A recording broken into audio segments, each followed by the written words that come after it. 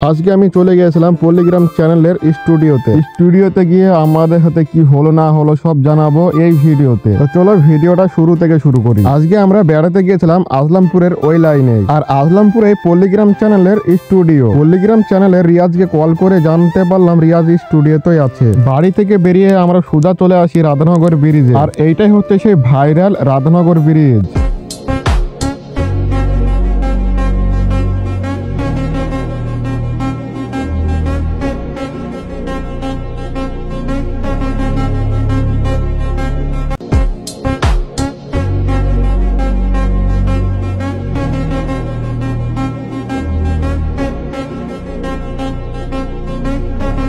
Finally আমরা চলে আসলাম পল্লিগ্রাম চ্যানেলের স্টুডিওতে এসে রিয়াজে কল করার পর জানতে পারলাম ভেতরে নাকি শুটিং চলছে।